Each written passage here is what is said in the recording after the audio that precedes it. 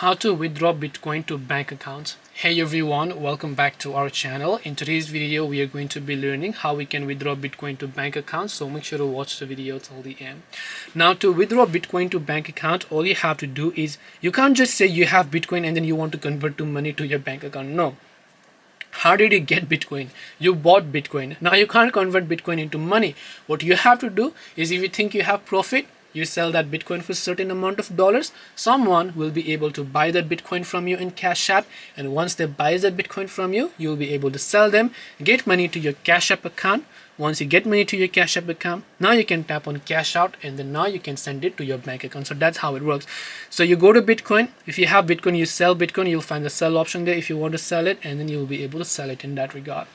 This way you can actually withdraw Bitcoin to bank account, but bottom line is you first need to sell it. Hope this video was helpful. If you have any questions, feel free to leave them down below. Thank you for watching till the end of this tutorial, and see you soon in the next video.